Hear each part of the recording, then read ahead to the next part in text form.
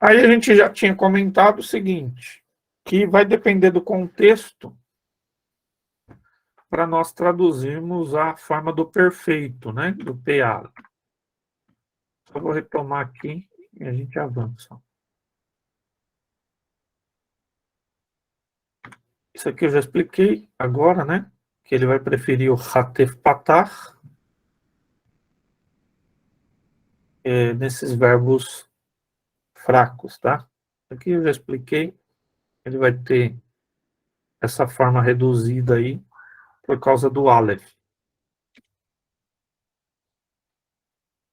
Aqui eu estou colocando para você como é que a gente conjugaria com os pronomes, só para que também você entenda. Essa tabela de todas as formas do verbo forte, eu acho mais didático colocar quadradinho aqui, né? Porque se você tem a raiz, ó, você sabe a raiz do verbo. Esse aqui é o verbo fraco, né? Mas se você sabe a raiz desse verbo aqui, ó, essas três letras, taf, o tav e o veit. E você coloca essas três letras no quadradinho, pode até imprimir na sua casa. Você coloca as três letras no quadradinho, você já conjuga. Tá vendo? E aqui com os pronomes, porque muitas vezes essas formas vão aparecer lá no aramaico com os pronomes. E também você já aprende os pronomes no aramaico. Ó, ana, ant ou anta, anti, u, hi, anachna, antun ou anton, anten, rimou, inum ou rimon, imon, né? E inin. Então, o que quer dizer aqui, ó? Eu, tu masculino, o tu feminino, ele, ela, nós, o vós masculino e o vós feminino. Eles e elas. E vendo o pronome, ó, é parecida a terminação, né? Tá vendo que a terminação parece com pronome? Então fica mais fácil até decorar também, ó. A na não tem relação, mas ant, ó, também vai terminar da mesma forma. Ou anta também termina com tá. Anti também termina com ti. Anachna também termina com na. Antum também termina com tum. Anten também termina com ten. Então, algumas formas dos pronomes, eles vão aparecer lá no aramaico bíblico. O que você vai tentar fazer agora? Vamos lá, vamos fazer um esforço aqui, ó. Pegar essas três letras e jogar aqui nos quadradinhos, ó. E a gente tentar ver como é que pronuncia. Aqui, ó. Kof, o tet e o lamed. Vou colocar nesses três quadradinhos aqui, como que eu vou pronunciar? Kitlet, né? Que é para o kof, t, que é o tet, e let, porque é o finalzinho aqui. Entendeu? Pega o kof, pega o tet, põe no segundo quadradinho, pega o lamed e põe no terceiro quadradinho. Aí você pronuncia de acordo com a vogal. Kit, let. Certo? Todo mundo entendeu? E aqui? Alta, ou que tal-te? Que tal-ta ou que tal-te? Porque esse Shiva inicial a gente pronuncia, né? Vai ficar que. Que tal, esse não pronuncia porque vem depois na vogal longa, vogal breve. Então, que tal, tá. Ou que tal, que no final você não pronuncia nenhum dos dois Shivas. E aqui, que tal-te? Ó. E aqui, tal. Pega as três letrinhas, ó, para você brincar em casa, se divertir. Você pega as três letras da raiz. Essa raiz aqui significa matar, tá? Não tem nada de mórbido nisso, não. É porque é um padrão, é uma raiz mais fácil de aprender. Ela é muito usada, inclusive no árabe também, né? Ela é usada nas línguas semíticas como um paradigma de conjugação. Porque ela não tem nenhuma letra fraca, tá vendo? Não tem nenhuma gutural, não tem nenhum begad kefat, que é aquelas letras que variam a pronúncia de acordo com o shuvá. Então é um verbo forte e fácil de conjugar porque não tem variações vocálicas. Eu coloco os quadradinhos assim, mas muitas gramáticas vão ter ou este verbo no hebraico ou no aramaico ou aquele verbo katav lá. Mas o problema do katav é que ele tem begad kefat. Vou escrever aqui. Vai ver também em algum lugar para falar das tais das begad kefat. Begad, begad, que são só mnemônicos, tá? Para ajudar a saber algumas coisas no hebraico. Begad kefat.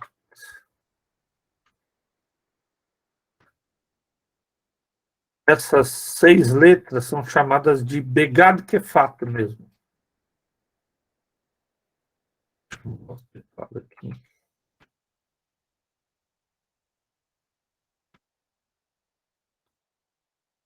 Elas vão mudar a pronúncia de B, V, G, R, D, Z, Q, R, P, F e T, F. No arcaico elas mudavam com pontinho ou sem pontinho, né? Hoje só muda B, V, Q, R e P, F. Mas originalmente todas elas tinham variações. Então, este verbo não tem nenhuma gutural, não tem letra fraca e não tem nenhuma begad kefat. Poucos verbos têm essa estrutura tão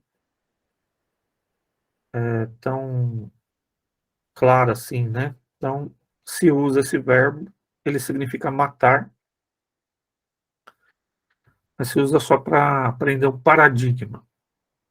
Mas aqui no quadradinho não tem problema, que você pega as 3 letras, joga no quadradinho aí, e aí você tem a conjugação,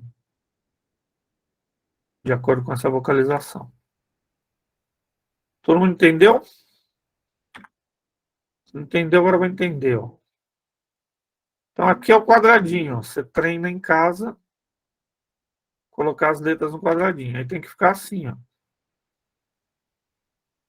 Aquelas letras no quadradinho, você vai conjugar ó. Kitlet, ketalta, ketalti, ketal, kitlat, ketalna, ketaltum, ketalten, ketalu, ketala.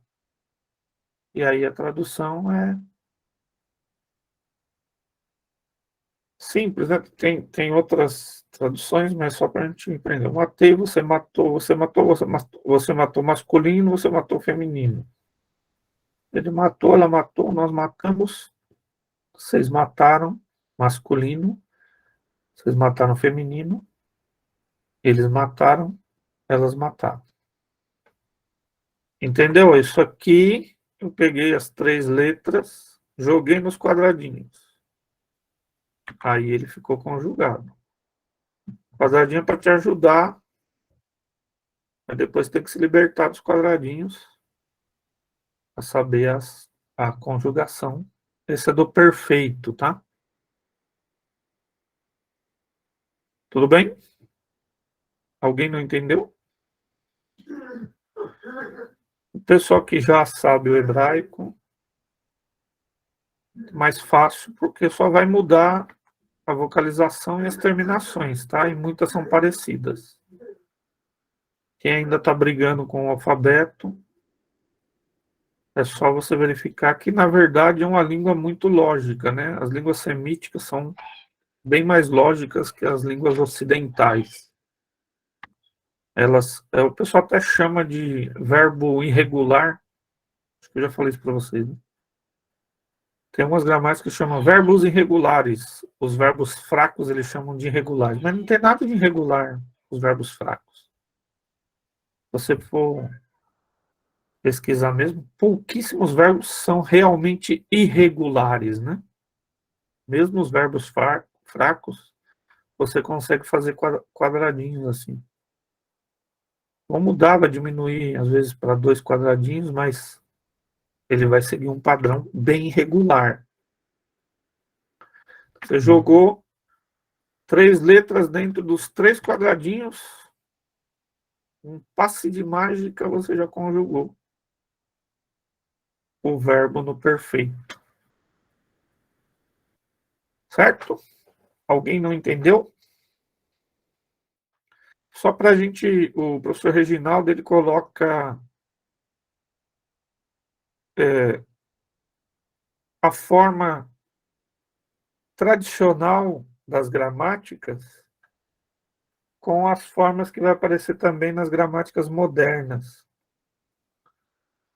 A gente estava falando aqui, né, com o professor Perim, que também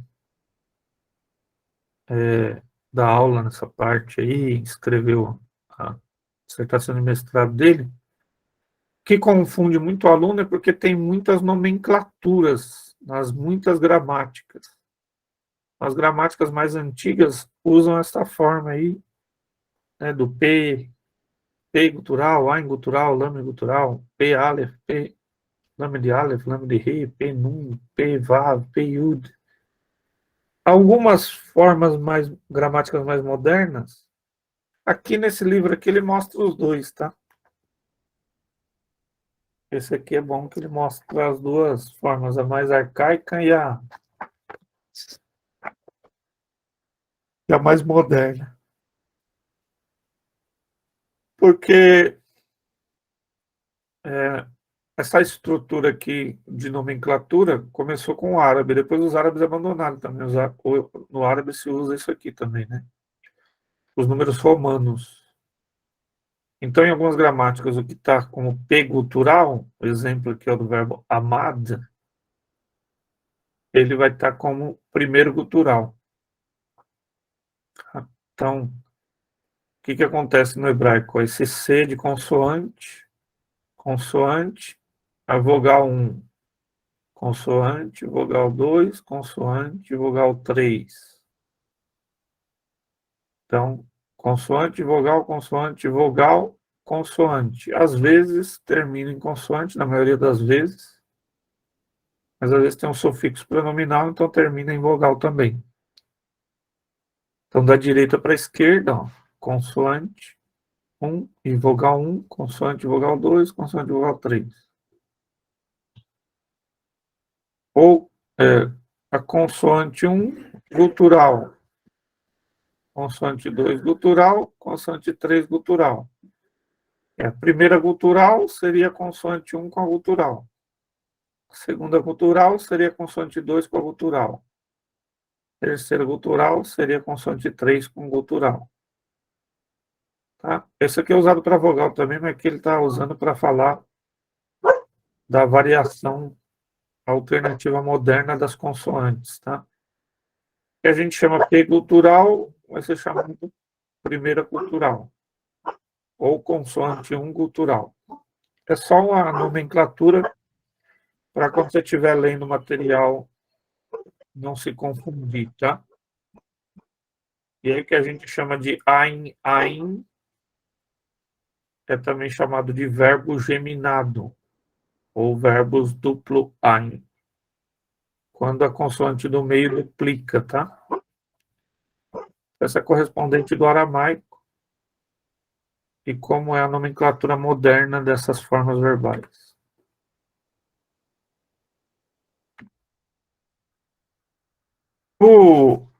Esse camarada aqui, que eu coloquei lá para vocês alguma parte, ele vai explicar algumas coisas também. Ó. Primeiro gutural, tá vendo?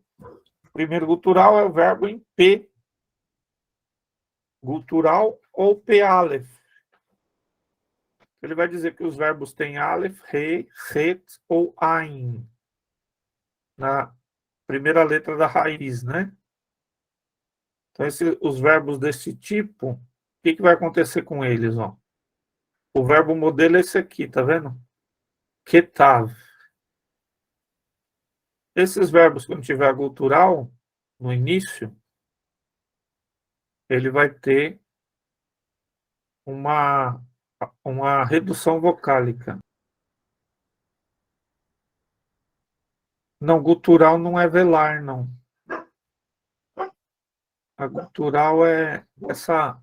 As vogais são pronunciadas aqui na glote, né?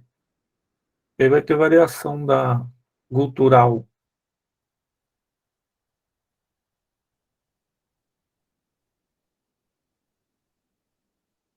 Então, ó, a velar é quando não tem o dagueche, né? Vai ser a velar lá. No português a gente não tem gutural. Isso mesmo. Que parece, assim, mais próximo do português do gutural é quando tem os dois R's, né? Fala carro. Aí tá mais próxima desse só que é mais forte.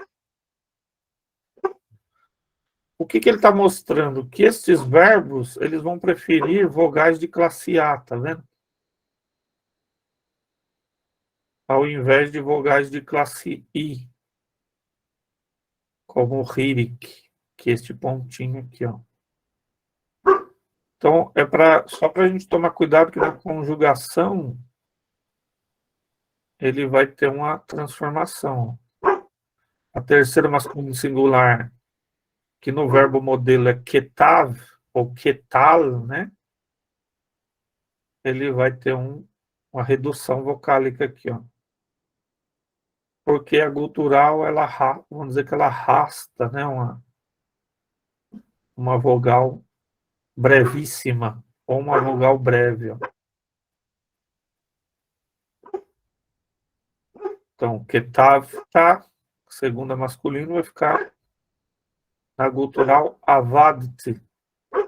Então, que era shivá, vai virar hatef patar. Mas a tradução é pelo significado, né? Ele fez, você fez.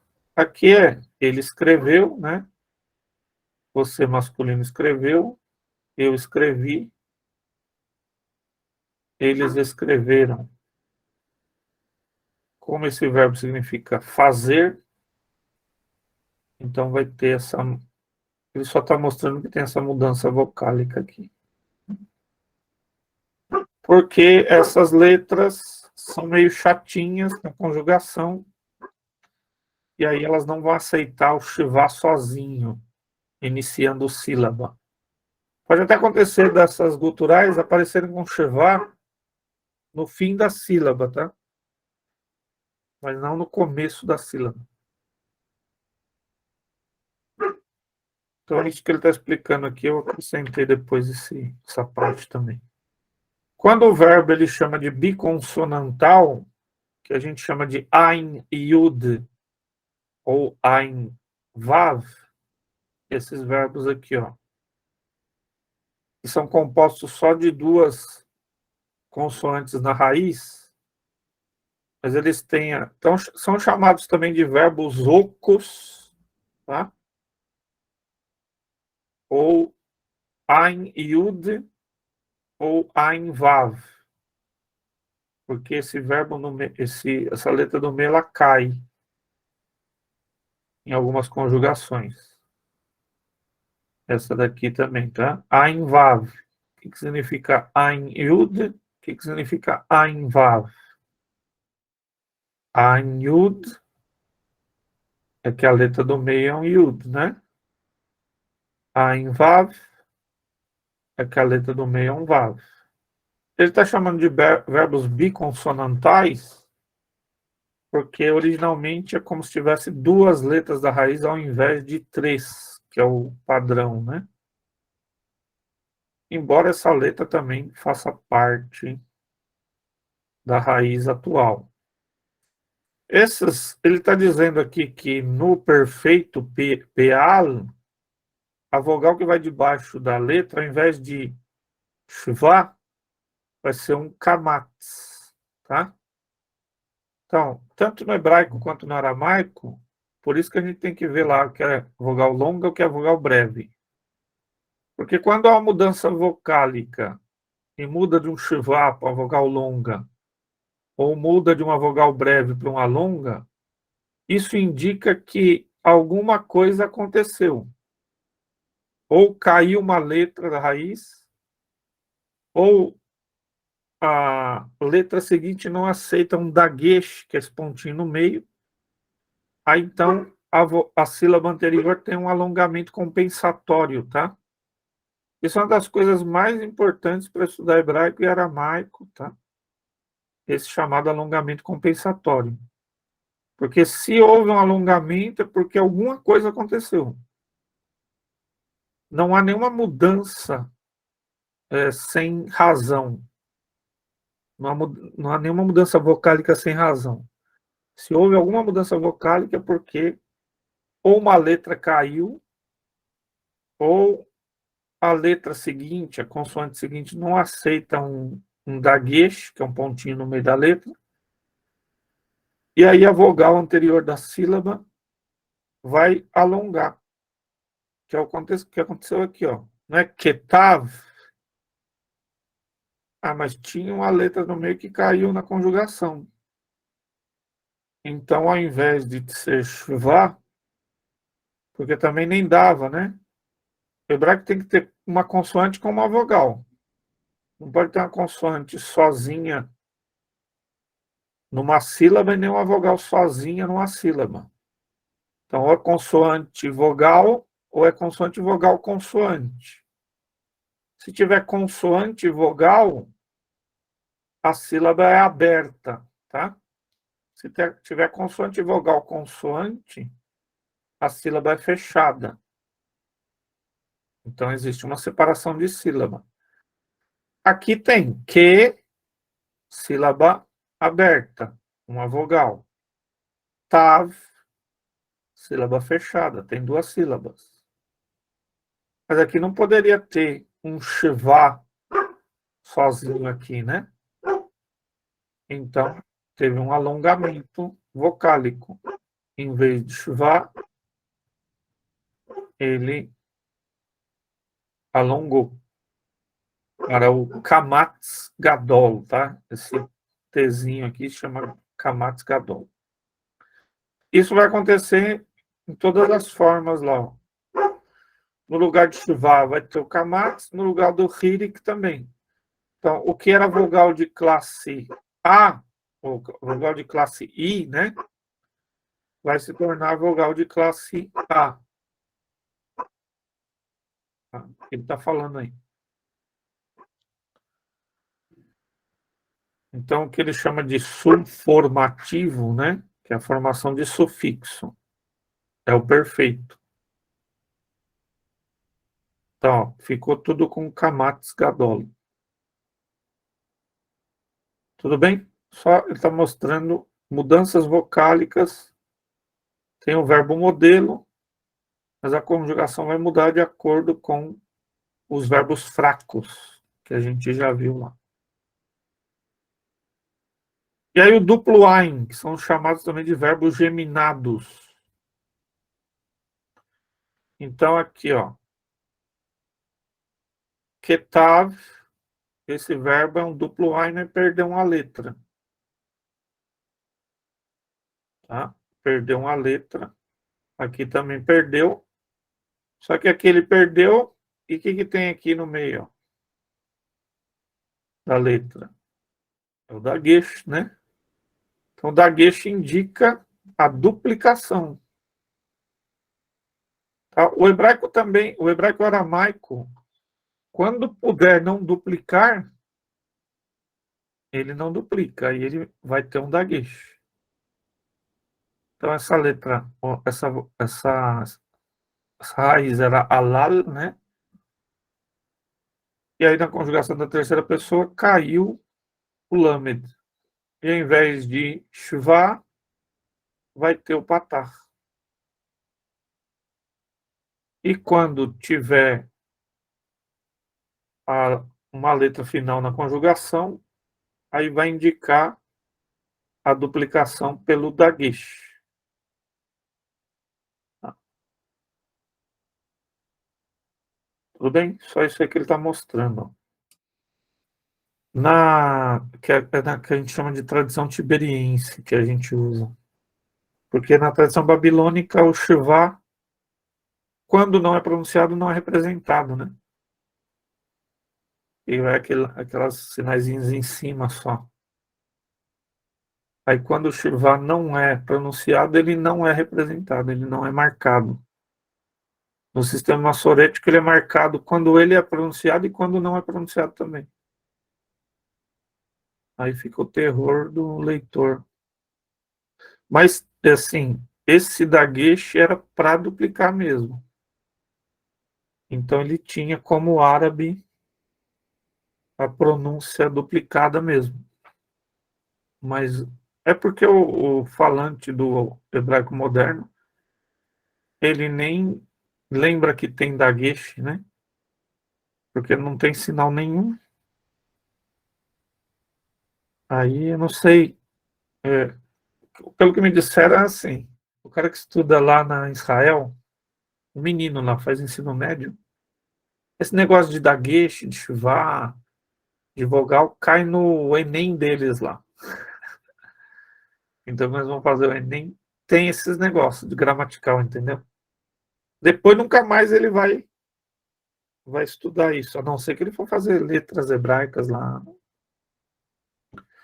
Mas aí, nunca mais ele vai lembrar. Eu já vi um curso de hebraico daquele One, 101.com, 101.com, a menina escrevendo a Havá com as vogais erradas lá, dando aula, pessoa. Dando aula de hebraico moderno, escrevendo amor com as vogais erradas, né? Que a palavra Havá tem os três As, né? Ela colocou três kamates, né? Tem o Hatef Patar, tem o Patar, Hatef Patar e o Kamatz Gadol no final, né? Ela colocou com Kamatz no começo e dando aula de hebraico moderno. Assim, eles não têm o costume de vocalizar, só quando a palavra vai dar duplo sentido que vocaliza, né? Nos jornais, alguma coisa, você vê vocalização quando a palavra vai dar duplo sentido, quando é um nome estrangeiro, mais complexo, aí se vocaliza. Então, eles não têm o costume mesmo de vocalizar. Mas mesmo vogal longa e vogal breve tinha diferença de pronúncia, né? A vogal longa é que ela durava mais. Você falava a, a vogal breve a. Que no árabe também tem, né? No árabe você tem as vogais longas, que são escritas mesmo como consoantes, como se fossem consoantes, né? e as vogais breves que vão lá, que é o fatha, fatah, né? Fatha é no siríaco. Fatha, ajuda aí, povo. Sei que tem gente escondida aí, sabe árabe. É o A, o U e o I, né? E eles têm a forma longa. Então, quando o pessoal fala o árabe, ele fala o A longo e fala o A breve. Ele fala o I longo e fala o I breve. Fala o U longo e o breve, que é essa pronúncia mais demorada, como tinha no grego também, e que hoje não tem diferença, né? Então, a forma arcaica era marcada pelos maçoretas bem, como eu vou dizer, bem técnica, né? É muito precisa a sinalização maçorética. Mas aí tem esses problemas das próprias guturais. Então, guturais, vogais fracas e duplicação, tanto o hebraico quanto o aramaico vai marcar com daguesh. Ele vai evitar a duplicação. Só se for muito necessário mesmo, para não confundir a questão da raiz, aí vai ter alguma duplicação lá. Senão vai ter um daguesh lá para indicar duplicação.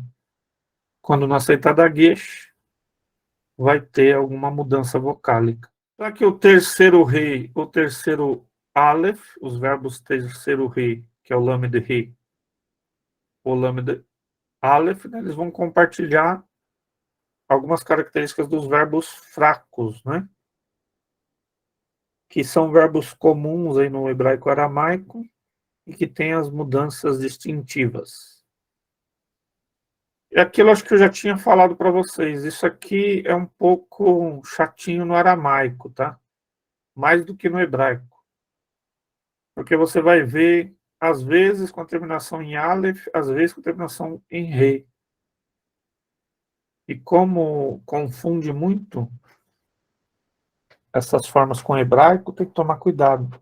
Às vezes, no mesmo texto, você tem a mesma palavra terminando em Aleph e a mesma palavra terminando em Rei.